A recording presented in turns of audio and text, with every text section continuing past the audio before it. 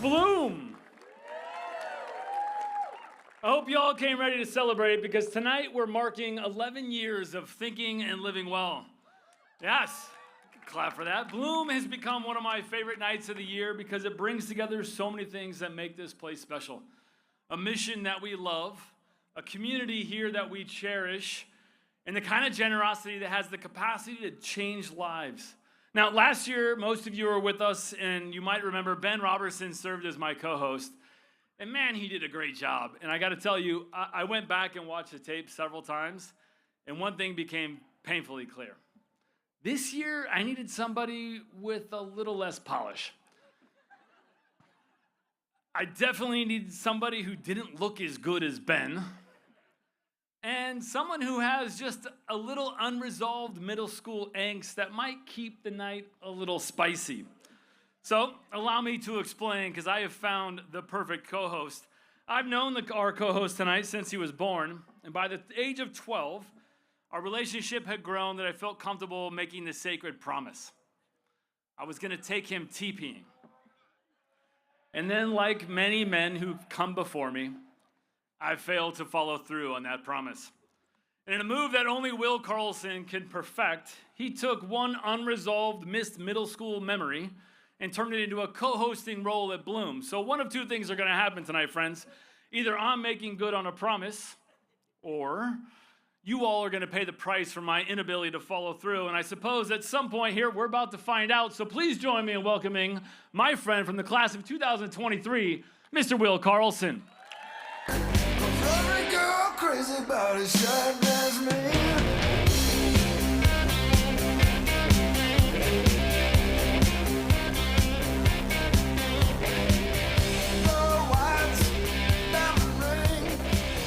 Thank you, David. I am so happy to be here. And for the record, I want everyone to see this.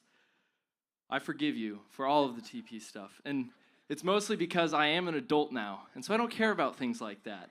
And it's a little bit because my parents are here. And I want to give them at least one encouraging sign that Notre Dame was a sound financial decision.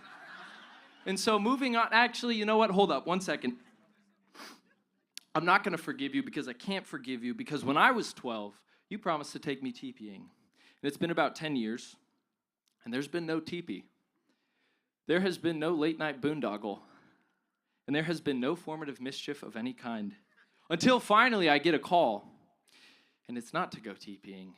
It's this. It's to co-host Bloom. So instead of toilet paper, I get a mic and a script and a room full of his friends so I can ask them for their money. And it really feels like he just got me again. You know, Will, I feel the angst, I do. I think you're thinking about this all wrongly. I would invite you to think about this more as extended character development. Was it slow? Yes. Yeah, it was. I get it. Was it excessive? Yeah, it probably was. But since we're all here tonight, I think it's probably about time for me to make good on my promise. So ladies, would you do me a favor? And let's make it rain.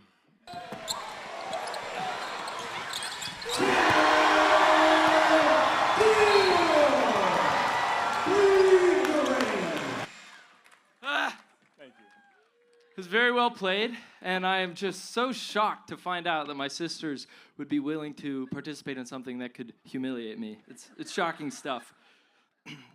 But I've known David for a long time, and so I had a feeling something like this might happen. So before I made it to Bloom, I made one quick pit stop. And David, it was at your house.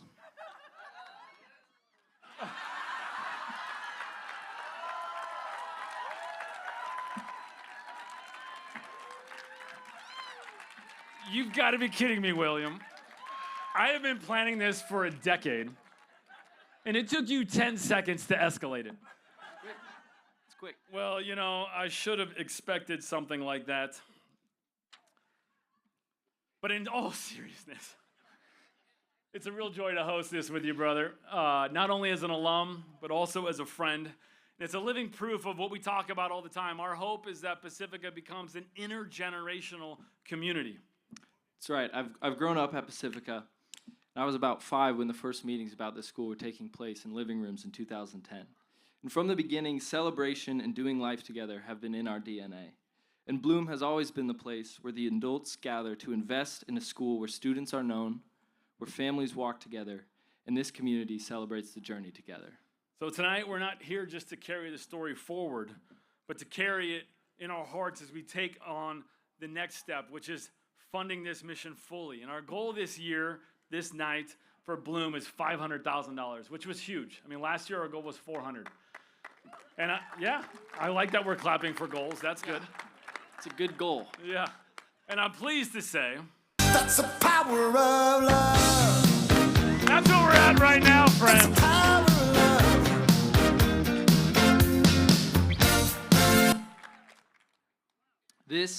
This is incredible. So let's take a moment to thank the generous families and our event sponsors. Their partnership is what made tonight possible, and we are deeply grateful.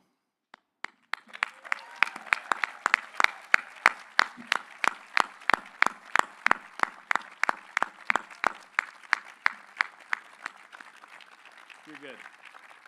We also want to give a heartfelt shout out to the Bloom Parent Committee. If you served on this year's committee, would you please stand?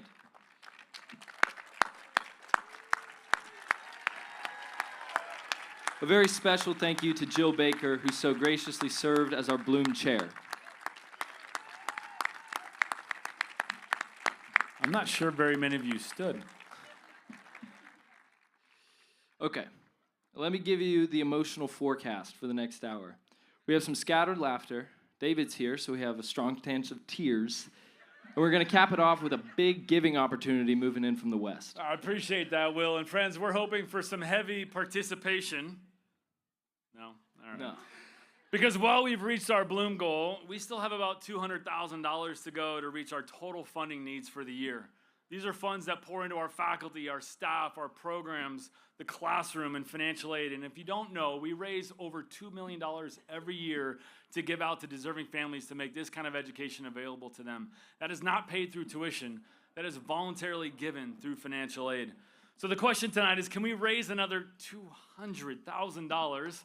And some people are feeling it. I think that we can, but to get there, just to be very honest, it's going to take some bold, joyful, and I have to tell you, very, very unplanned generosity from this room to get us there. So if you're new to Bloom, we do things a little bit differently. There are no auctions, there are no experiences. We tell stories and we cast vision.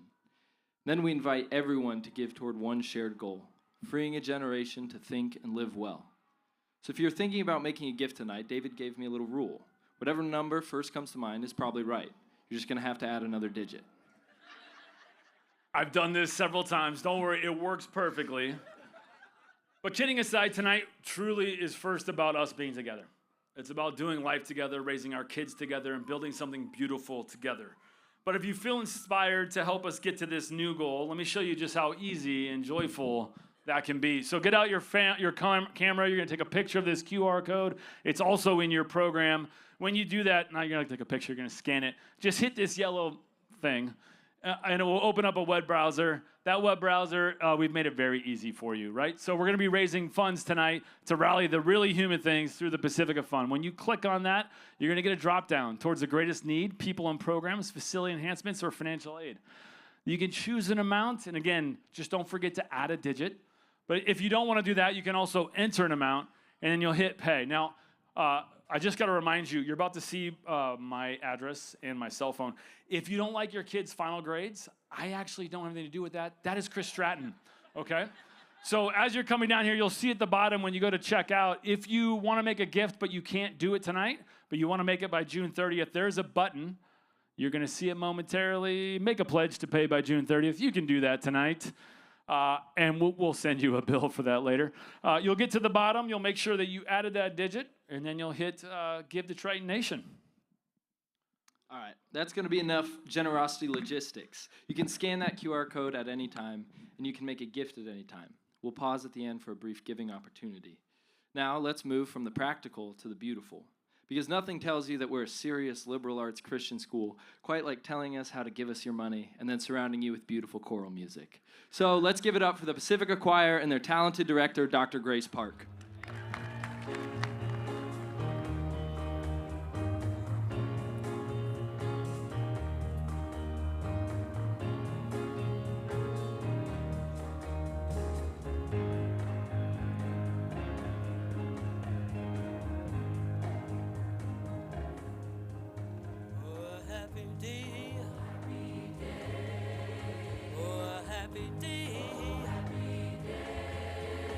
when Jesus walked. Oh, when he walked. When Jesus walked. He washed my sins away. Oh, happy day. Oh, a happy day. Oh, a happy day. When Jesus walked.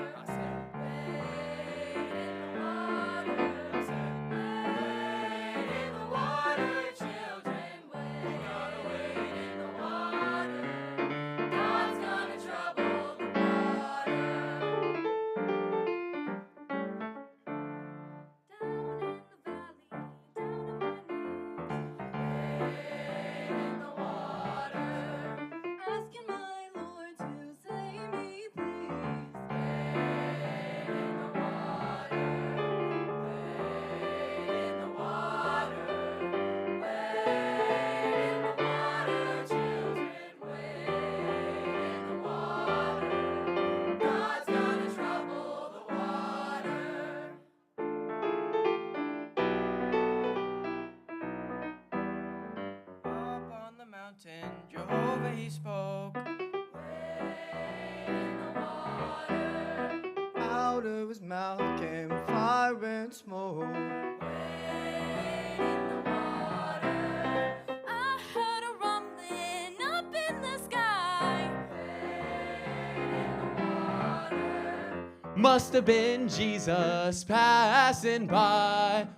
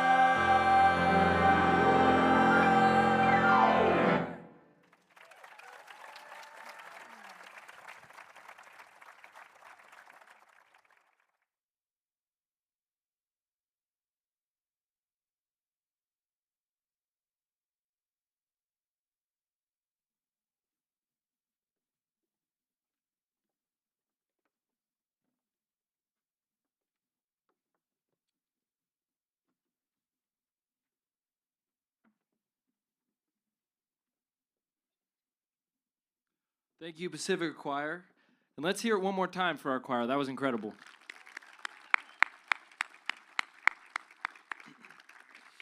Last week, I finished my third year at Notre Dame, which is wild because it feels like just yesterday I was a Pacifica student.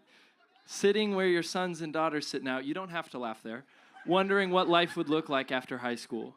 And now, on the other side, I see something more clearly than ever. What happens in high school matters, and it matters deeply. These are the years when so much begins to take shape. Our identities, our habits, our friendships and faith, our imagination, the way we think, and the way we live. And there are no shortcuts to those good things. Trust me, I've tried. But, thankfully, Pacifica kept placing them right in front of me. Mr. O'Neill loves to quote G.K. Chesterton, who said, "Education simply is the soul of a society as it passes from one generation to another." And as a Pacifica graduate, I understand that line differently now, because that is what you are doing. Parents, teachers, grandparents, mentors, patrons, and coaches, you are passing on what matters most. Not just information, not college preparation. You are giving students a vision for the kind of people they are becoming, and that is an extraordinary gift. Pacifica exists to form students, to teach them how to think, to love what is good, to seek the truth, to ask good questions, build real friendships, to practice faithfulness and become young men and women who can make things new and good in our world. And this work has never mattered more, because the world is a confusing place, and education keeps chasing whatever is newest, loudest, and trending. This year, Pacifica doubled down on something deeper. Pacifica believes that human potential is sacred, and that human flourishing matters. Teenagers are not problems to be managed, and they're not achievements to be manufactured. They are souls to be known, loved, challenged, and formed. And that is the gift you are giving. As a graduate, I can tell you, it matters more than you know.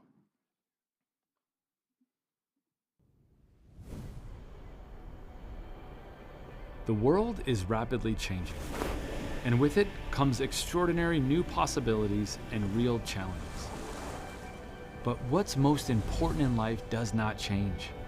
Christ, His kingdom, and the church. People made in the very image of God, and ideas. The good ones enliven human potential and creativity in our society, bursting with opportunity and new life. For a teenager, this moment can be overwhelming. We are surrounded by never-ending noise and high expectations. Endless choice without clear direction. A constant chase for likes, attention, approval. And yet beneath it all, we have a quiet hunger for something real, for something that lasts. And at Pacifica, we're here for what lasts and what frees. To help a generation connect the work of their hands with the needs and opportunities of our world, so they can leave our campus and make things new, to make them good. And that's why at Pacifica, we rally the really human things. Our vision is to double down on what endures. Reason and imagination, courage and action, virtue and vocation, wonder and worship, wisdom and tradition, grace and truth. This is our rallying cry, a vision to equip a community to think and live well and prepare to bring opportunity and flourishing to the marketplace, the home, and the church for Christ and His kingdom.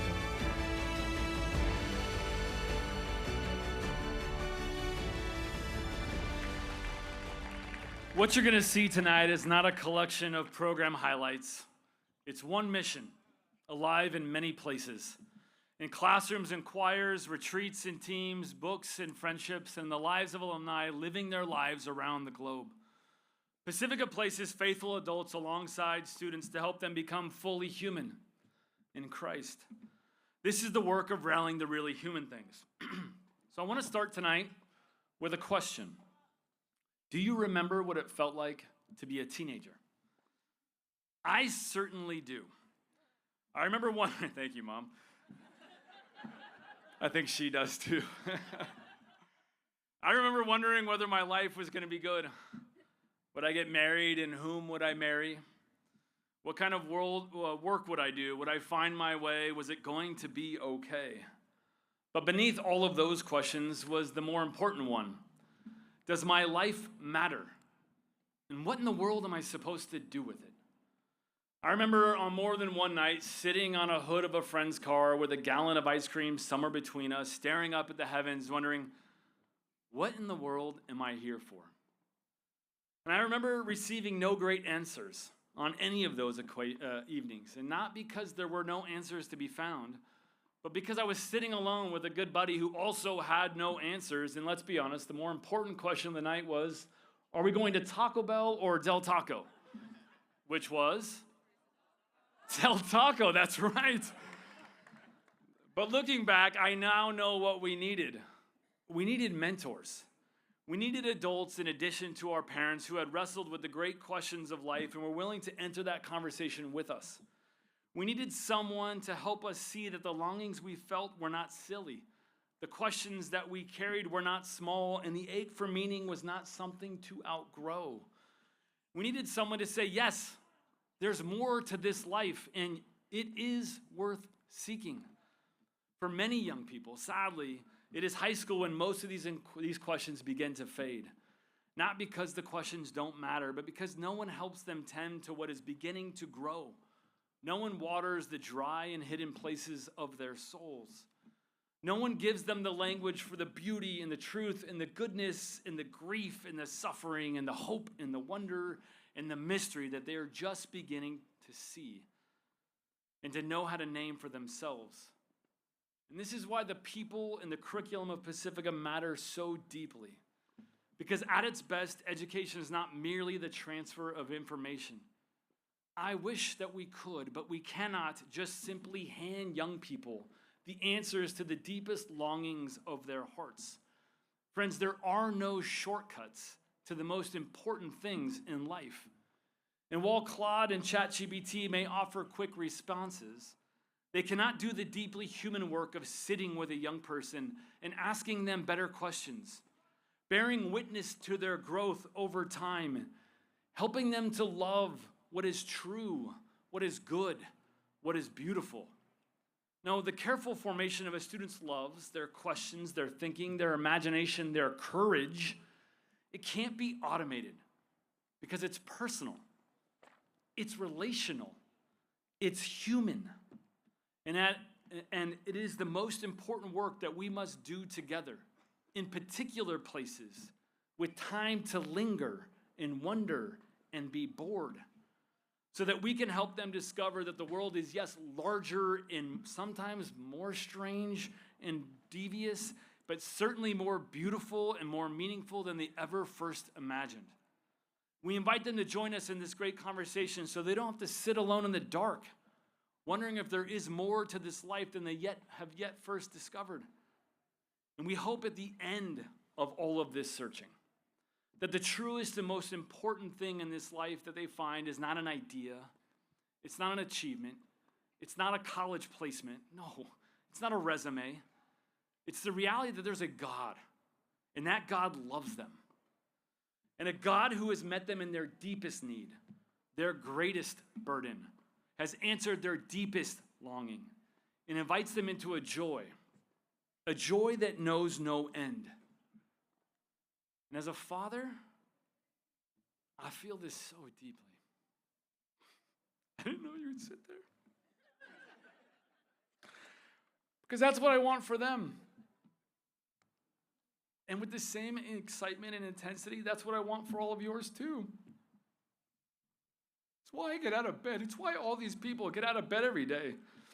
They carry a burden, but more importantly, a deeper hope for this generation. I want our sons and daughters and our grandchildren to be surrounded by faithful adults who are with them and for them. Adults who challenge them, put the right sort of tension on them because they need to grow up. Who can pray for them and cultivate the human things that God is awakening in their lives. And friends, this work is personal. It is people. You cannot automate it. And by God's grace, we have some of the very best people walking with our kids every day. Yes, thank you. So rather than tell you about the power of this kind of academic mentorship, I want you to hear from two seniors whose lives have been changed by it. So please join me in welcoming Miss Audrina Bonilla. Thank you, Mr. O'Neill, for the invitation to tell you about Senora Lesbier. When I first transferred to Pacifica, I was timid and unsure about what my future would look like.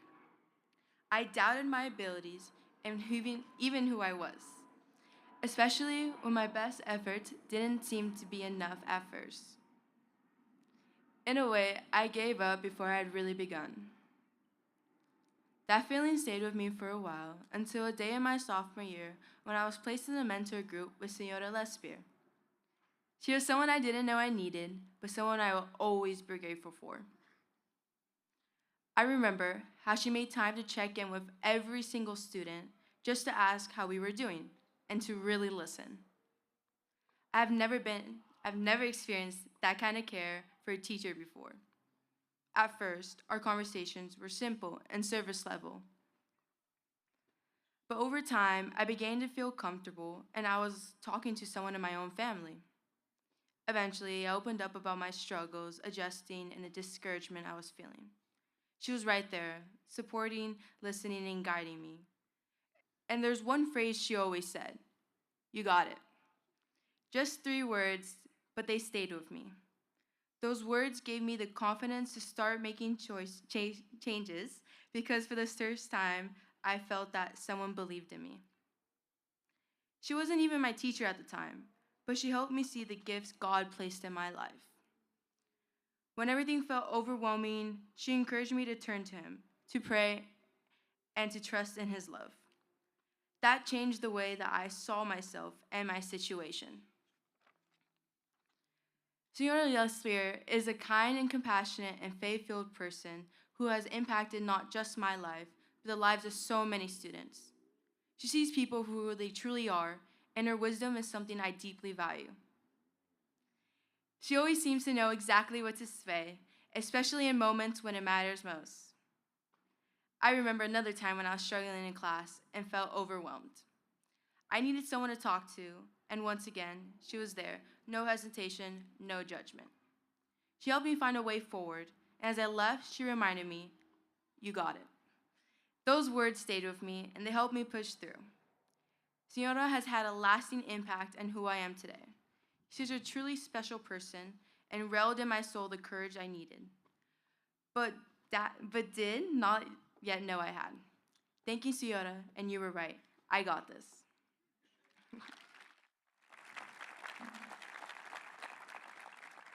And now Natalie will share how this same kind of mentorship shaped her.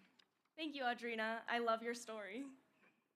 Now, the mitochondria may be the powerhouse of the cell, but Miss Knight is the powerhouse of Pacifica. I feel that Miss Knight truly embodies this, being the wonderful, kind, and open person she is. Through my entire educational life and these last 4 years of Pacifica, honestly, I cannot think of a teacher who has been so caring, compassionate, and gentle. I recall my first experience with Miss Knight. It was over the summer, going into junior year and the first of my AP classes. One of our assignments was to email Miss Knight, answering various questions so she could get to know us. In response to my email, she already began to create a connection with me, making me feel seen even though we hadn't met yet. She wrote how she, like me, loved and favored English, reading, and writing through high school.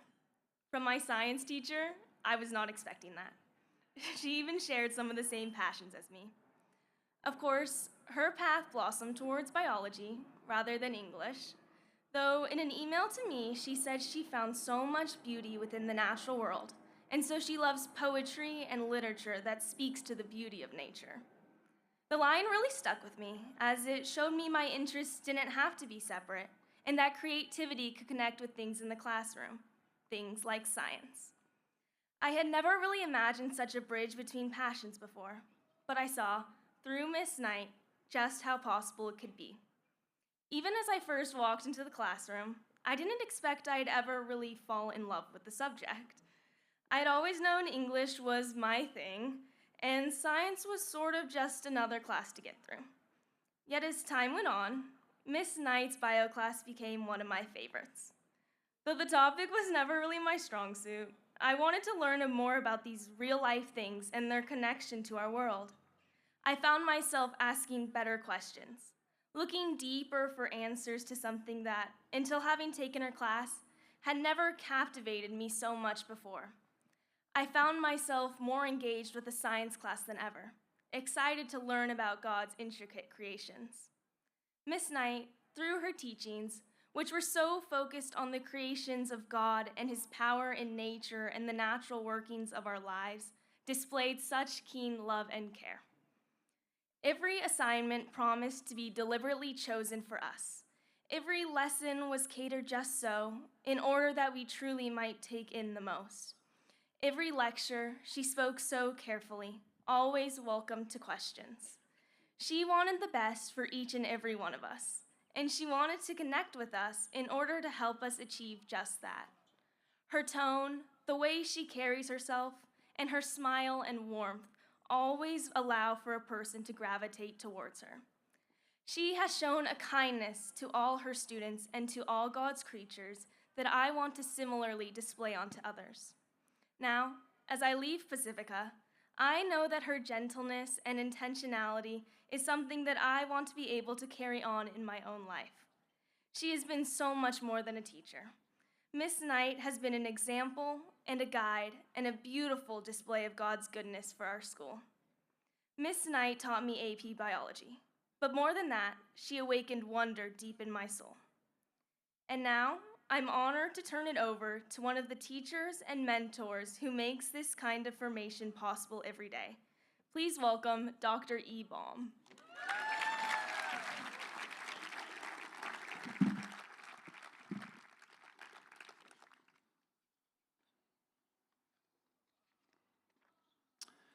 Thank you so much, Natalie. One of the great joys of teaching at Pacifica is that I get to spend days reading good books with young people. I know that might not sound like everybody's idea of a good time, but here is what I believe to be true. The great books endure because they keep telling us the truth about ourselves. They find us. They name things in us that we don't know how to name for ourselves. That's why we started the Pacifica Book Club, to invite parents and adults into the same kind of reading our students are doing. Because the questions our students are asking are meant to be asked throughout our lives. Who am I? Why am I restless? What am I looking for? What will finally give my life peace? Those are human questions, and they don't stop in high school.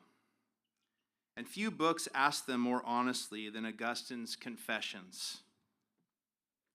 Augustine begins one of the most famous lines of Christian history with, "Our hearts are restless until they find their rest in thee." And if we're honest, we know something about that restlessness. We see it in our hurry, our ambition, our anxiety, our distractions, our desire to prove ourselves, and our constant search for something that will finally be enough. What Augustine shows us is that restlessness is not merely a problem of the mind. It's a problem of the heart and of the will. He had brilliance, he had ambition, he had success, he had reputation, yet still, he was not at rest. His journey is the story of a man moving from pride to humility, from self-sufficiency to surrender, from knowing things about God to being known and loved by God.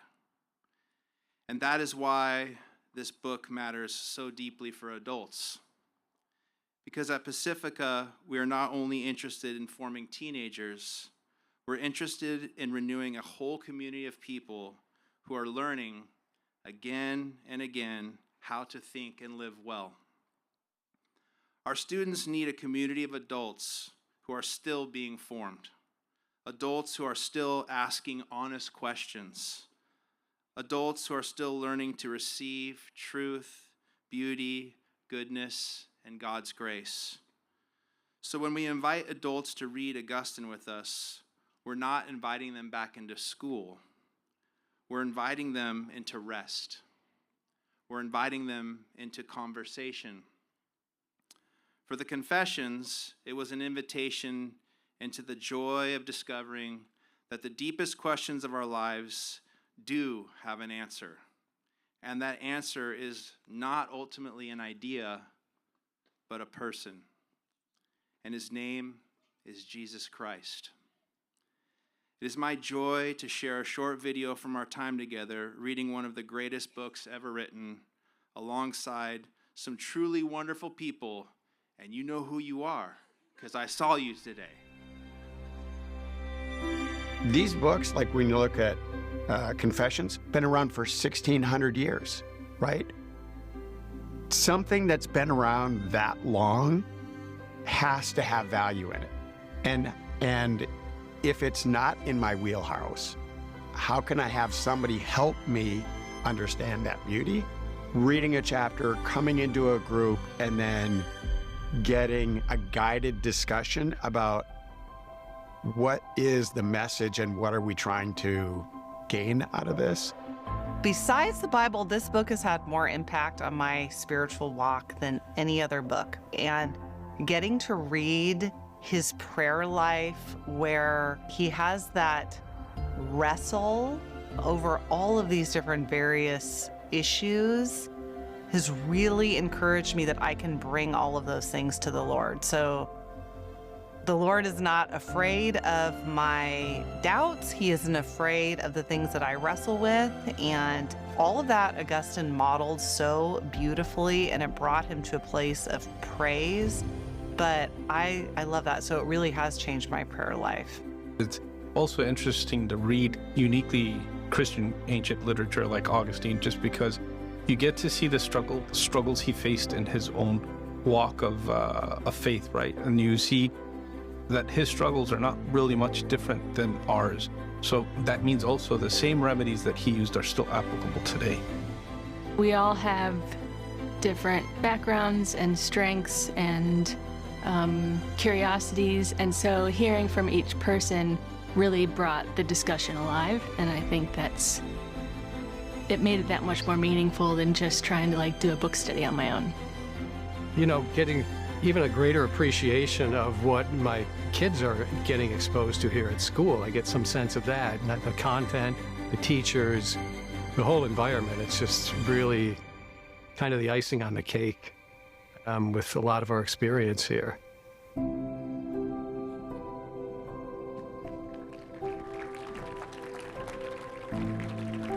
What I love about what that video reminds us is that Pacifica's work is not only for teenagers.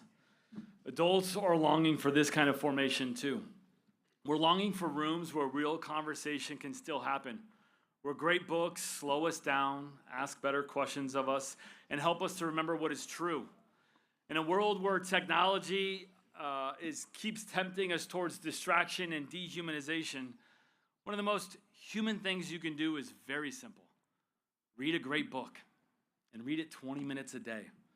Over the last 2 years, Pacifica has gathered adults to read Homer, Dante, Lewis, Plato, and Augustine in a way that is both substantial and accessible. These book clubs have been led by Woods, Johnson, Balmer, Caron, Dobbins, and others are joining us. So if you're looking for a place to keep learning, to keep wondering, to keep becoming, come read with us and bring a friend. I love this, and I'd like to give a shout out to Luke Spicer of the class of 2019, who's here tonight. And besides being one of my sister's closest friends and the guy who taught me to play guitar, he was the first alumni to join a Pacifica book club.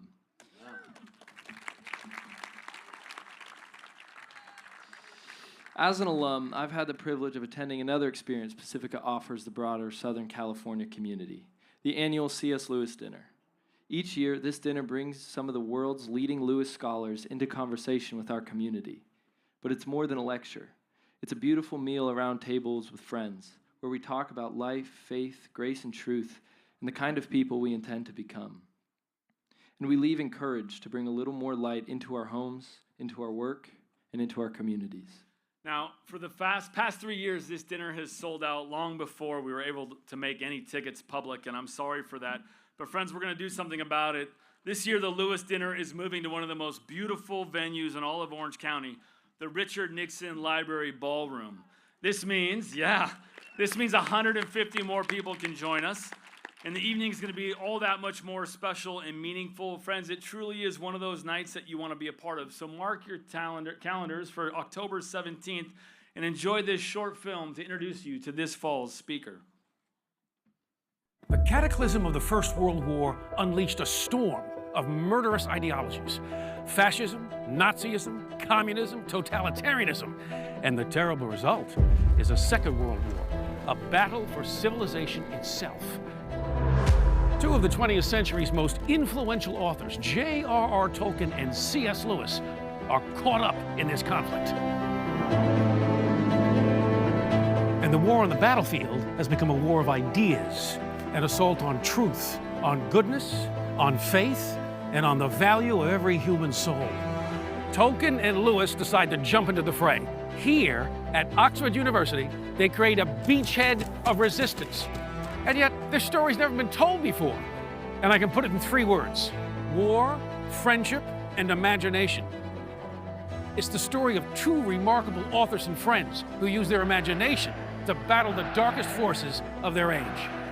Their most beloved stories are conceived in the shadow of the struggle between civilization and barbarism. And yet they'll offer a brave and hopeful vision of the human story, and they will reclaim for their generation and for ours those qualities of courage and sacrifice and faith that have always kept the lamp burning, even in the deepest darkness. I love this idea that Lewis and Tolkien created a beachhead of resistance. In one of the darkest moments of the 20th century, maybe all of history, 2 friends answered despair with wonder, telling stories that help people see light again. Our moment needs similar courage and similar acts of resistance. This is why we launched our new vision earlier this year. In an age of volatility, eroding attention, social fragmentation, and a fading moral imagination, friends, the seas can feel like they're a roaring storm. And so, more than ever, we need institutions that are steady and who know their course ahead. Institutions filled with people who can remain calm, non-anxious, and clear about the most important work to be done.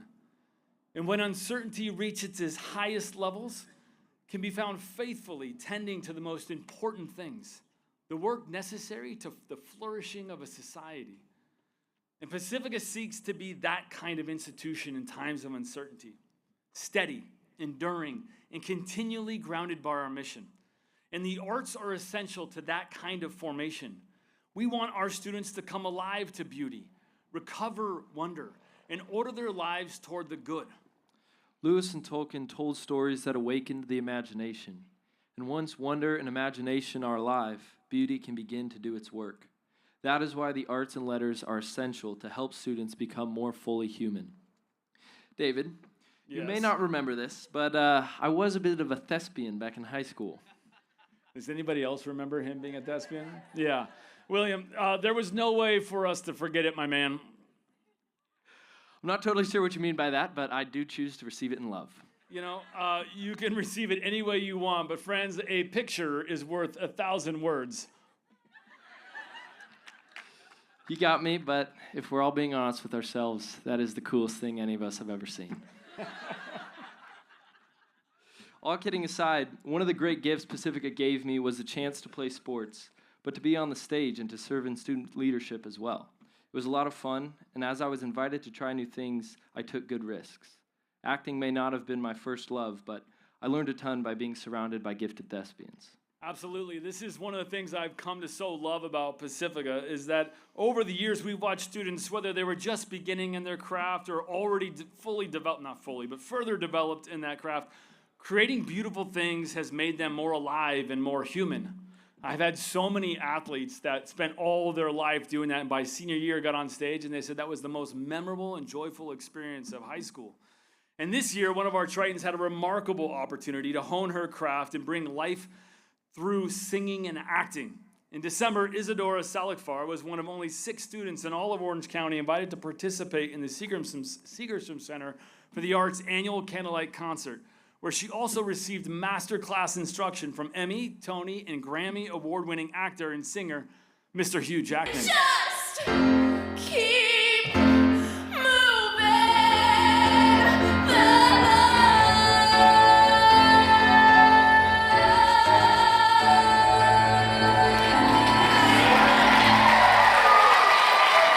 Now, I wasn't there, but the rumor is, after that, Mr. Hugh Jackman came up to Isadora and said, hey, I think I want you to do a solo later that evening. And she got the loudest ovation of the night.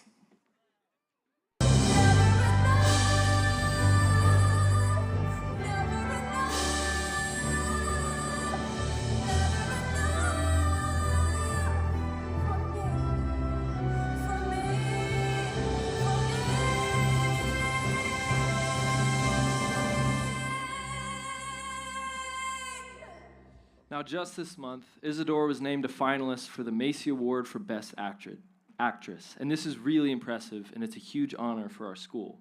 Though, I must say, Isadora, you have not yet faced the true test of great acting.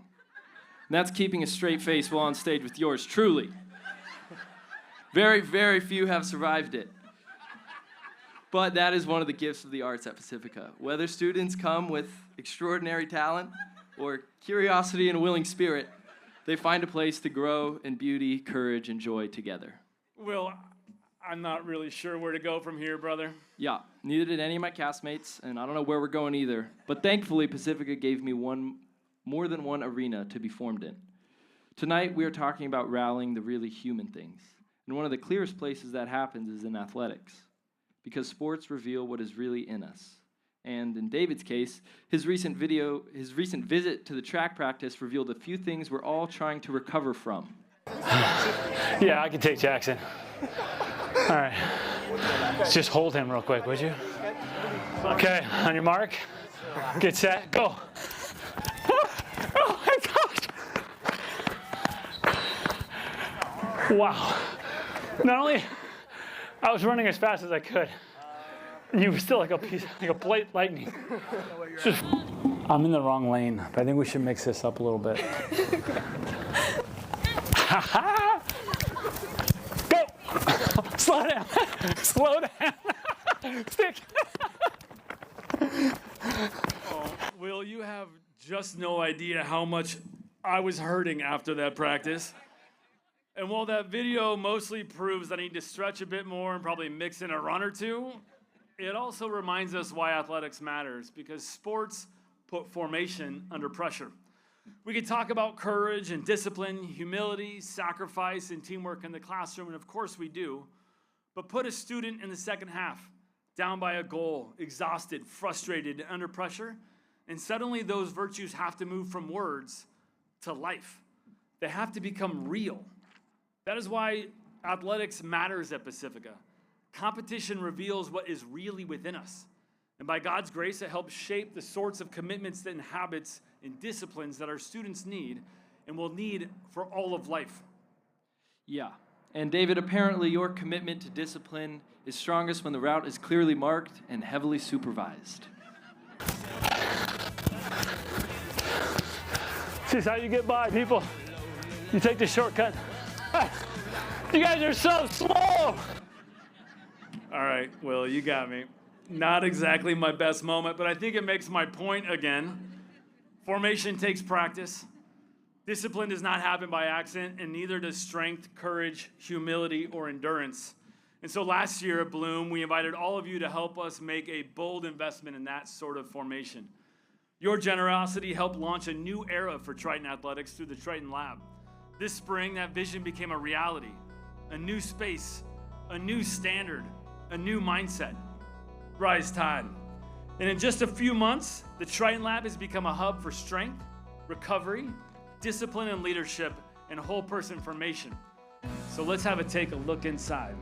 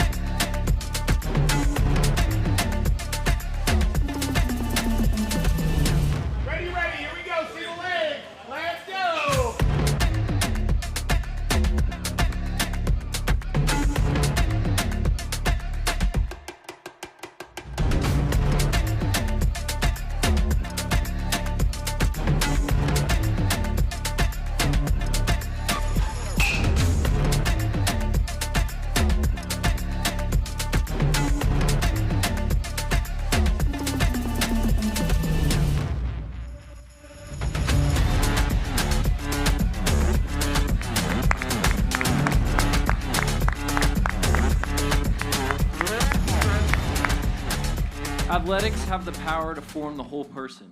It trains the body, sharpens the mind, and strengthens the will. It can teach resilience, grit, sacrifice, teamwork, and the courage to compete under pressure. At Pacifica, the tide rises here.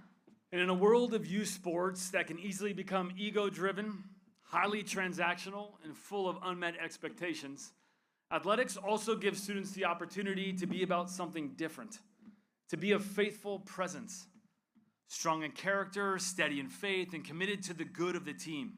And this year, one of my fellow alumni, Houston Millette, showed the country what kind of impact a faithful presence can make on one of the biggest stages in college sports. As part of the University of Alabama basketball program, Houston became the kind of leader that every team needs. He wasn't loud, he wasn't chasing the spotlight.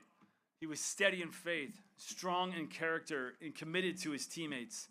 And on one of the biggest stages in all of college sports, that kind of life stood out. In a world that is often measures athletes by minutes, points, and headlines, Houston reminded us that greatness is also measured by who we are becoming, how we lift others up, and how faithfully we love along the way. When I think of Houston, his life is speaking so loudly, you can't help but listen to him. We have a weekly Bible study on Thursday. Dre and Scotty, like they're here, and it's like a small group essentially. As like a receiving problem. Yeah. And like Peter couldn't receive, like he was so. You're like, no, you can't do it. My feet, I'm watching yours. If I describe him in one word, man, he is really on fire. His attention to details when it comes to scriptures, even when he sends me and Scotty different text messages about what he's reading and his word, I'm like, oh, I didn't even realize that. Like he's humble enough to serve his feet, but it's also like you're gonna be like you know what I mean? Like as iron sharpens iron, one man sharpens another, and like that's kind of the culture we've built here. I think it's big time. People that aren't a part of our program want to know more about Houston just because of what they see out here on this court, just because of what they hear about people, from people who are able to come to a practice. I think the way it translates to our team is that he has earned the right to speak and to share whatever he wants to share, and everyone respects him. So unbelievable to have a teammate like him, but he always in a perfect spot and he know how to talk to people. He's one of the best teammates that I've ever been around in my whole career of playing basketball. Basketball is awesome. Basketball is one of my passions, but it's just like a microcosm for what life is. Every time I'm out there, I'm trying to reflect who Jesus was. There's no greater love than this than to lay one's life down for his friend. Being able to come out here and like serve the community, serve coach, serve my teammates. And that's really what I want to be known for. Stop, he'll spin, he'll look, he'll find Millette for the lead. Bottom, Houston Millette.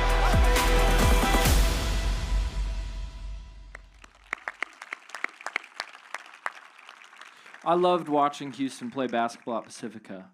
But what I admired most was the way he made the people around him better.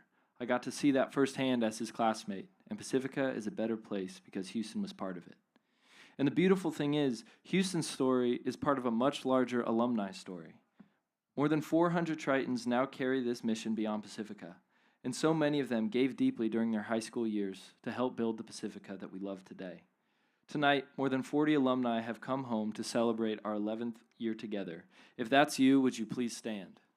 And friends, let's give them the warmest Triton welcome home.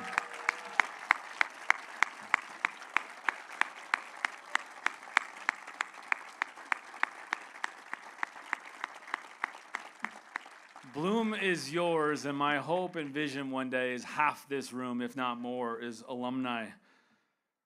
We alumni, we love you. We are grateful for you. And we hope and pray that Pacifica is a place you return to over and over and over again for friendship, encouragement, and homecoming throughout the entirety of your lives. And since we are talking about alumni, I think it's time to say goodbye to Dave and welcome up another fellow alum. Lindsay Caron was friends with my oldest sister. So growing up, she was basically part of our family. She was constantly at our house, and more importantly, she was part of the founding generation of Pacifica students. Tonight, she stands here not only as an alumna, but as Pacifica's first alumni faculty member. Welcome, Lindsay. Thank you, Will. It's a joy to be up here with you tonight. We're from different seasons of the school's story, but we share the same gratitude. Pacifica helped form us during the most important years of our lives. And now we care deeply about helping those who come after us. And that is one of the beautiful things about this place. You do not really graduate out of Pacifica's mission. You carry it with you. Tonight, we have the opportunity to make sure that same mission continues for the students today and for the thousands still to come. I distinctly remember being part of the Bloom Choir my senior year. It was about this time in the program, and we were standing off to the side as the invitation to give was delivered. I remember all of us watching the giving thermometer climb higher and higher until all of a sudden it burst past a number any of us could have imagined. There was real joy in that room, and real excitement too. But as a student, the money wasn't what animated us. It was the belief. To us, that night affirmed that the adults in the room believed in Pacifica, in our formation, and in what was being built, not only for us, but for the Tritons who would come after us, and for all of you. And they believed in it enough to give sacrificially to help bring that vision to life. Tonight, we have that same opportunity to help our 375 students on campus today, to invest in our growing alumni base who carry this mission into the world, to invest in the families and adults throughout Orange County that Pacifica is increasingly called to serve, for their good, for the good of future Tritons, and for the good of the world they will one day help renew for Christ and his kingdom. Tonight, we are asking you to help us finish strong. Your generosity has already carried us past our $500,000 Bloom goal. Thank you so very much, because this is incredible. And still, the full financial needs for the Pacifica Fund require an additional $200,000 of generosity by the end of June. We know this is a bold ask, especially after all of you have already given. But we would not ask it if it were not truly needed and truly worth it. Tonight, we have heard the same human longing echo through every story. David took us back to those nights as a teenager, sitting under the stars and wondering if his life would matter. Audrina reminded us that sometimes the belief of a teacher becomes the very thing that helps a student overcome her own belief. You got it. And through Augustine, Balmer reminded us that our hearts are restless until they rest in God. Different stories, different voices, but the same deep question underneath them all. Where do I find meaning? Who am I becoming? What is my life for? And earlier this fall, on the final night of retreat, my colleagues and I saw those very same questions alive in the students entrusted to us. I was there as Coach Massaro spoke to our students about the wells we return to for meaning, identity, and purpose. He invited them to consider the places they go looking for life and whether those wells can actually hold the weight of their hopes. That night was not just a talk.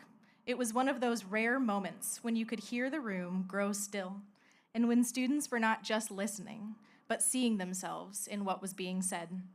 Students and staff were invited to write down the names of those empty wells, and, if they wished, to place them in that jar. Friends, this jar is not a prop. This is the reality of what teenagers are actually wrestling with. It's what's beneath the grades, games, performances, the friendships, and college decisions. These are the real questions. Who am I? Do I matter? Am I loved? Is there hope for me? And if we open this jar, if we read these cards aloud, the weight of it would break our hearts. But this is why Pacifica exists. We do not retreat from these questions, and we don't retreat from the students who ask them. We move toward them with truth, with grace, with courage, and with love. We rally the really human things, because our students are not problems to solve, and they're not resumes to build. They are souls, and their souls need to be known, loved, formed, and sent. And this is the work that's before us now. This is generational work. It's joyful work, and it's sacred work. So let's return to that moment when the really human things came into view. When you feel ready, I want you to write the well that you've been running to, that hasn't been satisfying you, that's left you dry, that's left you bitter, that's left you hurt. that's left you empty. I want you to write that down. As an effort from this moment forward, you would begin to replace that with going to the well of living water, eternal life, and that's Jesus Christ. And it could be anything. Again, it could be a well of comparison. It could be a well of self-hatred.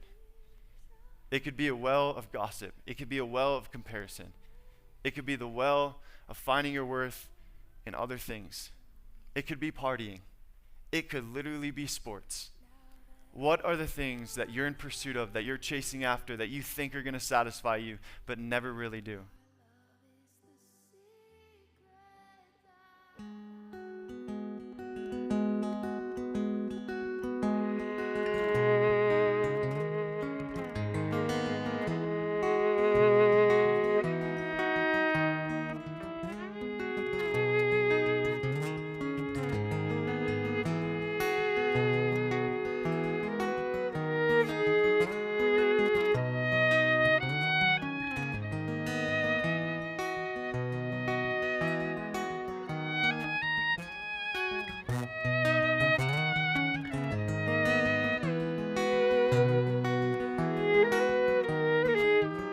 There's a song that's inside of my soul.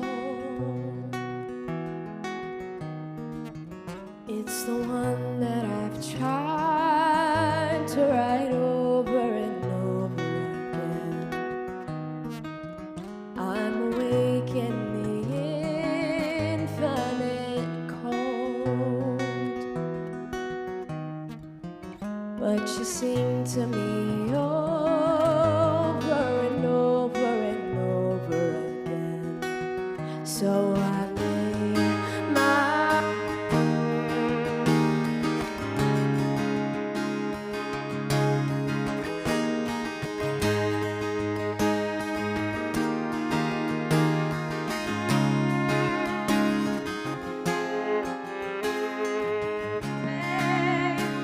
be only yours. I know now you're my only hope.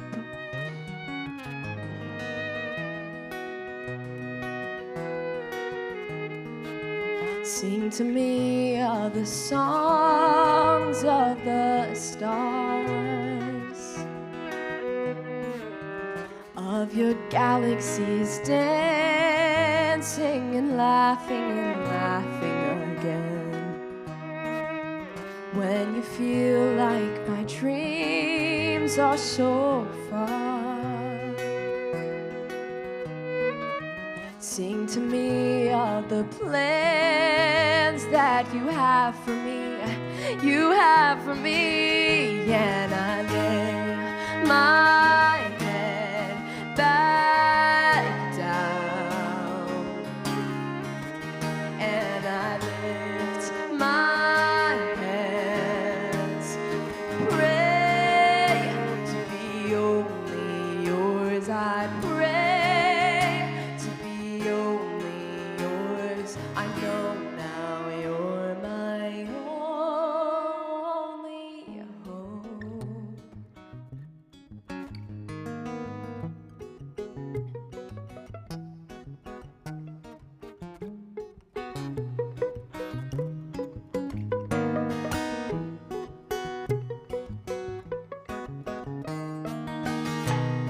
I give you my apathy. I'm giving you all of me. I want your symphony, singing all that I am at the top of my lungs. I'm giving it back, so I lay my head back down, and I lift my hands and pray to be only yours. I pray to be only yours. I pray to be only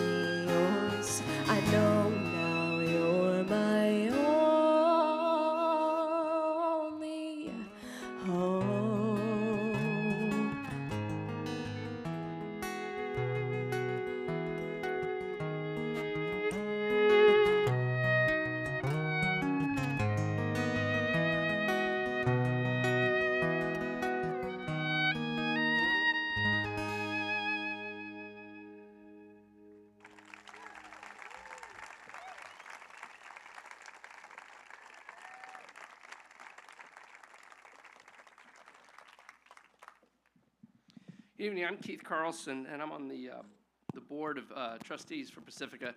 And my primary job here right now is to say thank you. Thank you. Sometimes thank you sounds a little bit like the end, and I'd like to cast this one a little bit more as a beginning or a renewed start.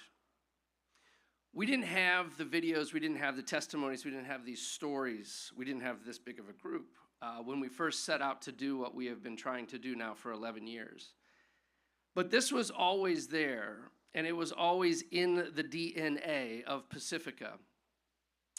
And we've heard a couple of times in recent months and people responding to the stories you've heard saying, wow, I remember 11 years ago. And you guys have done it. And Senora would say, you got this? And well, you got it. Good job. And now it looks like you're about done. Those people don't understand what the vision is and where we are going. We have a generation to educate, and we have a community to re-enliven, to awaken, to rally to the really human things. That work's never going to end. It's a false picture of eternity to think of something frozen. This is something dynamic, and it's growing, and it's ever-changing. And so my thank you is thank you for being part of this chapter of the story of Pacifica.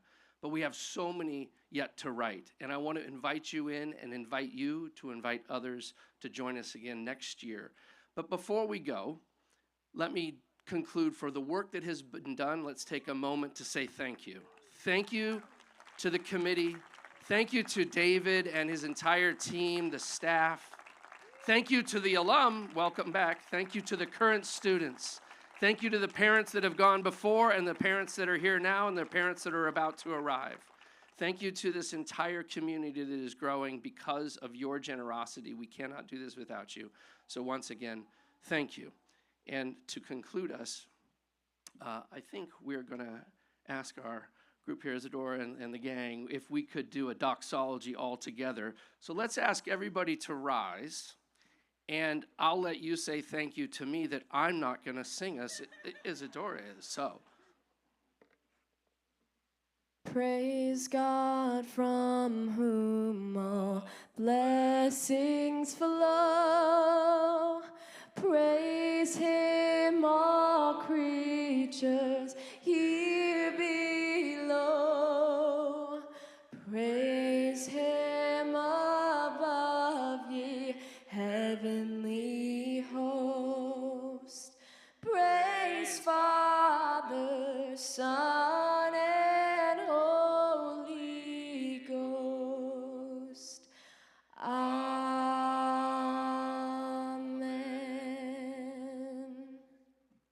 Let's go have a great evening together. The feast awaits. Thank you.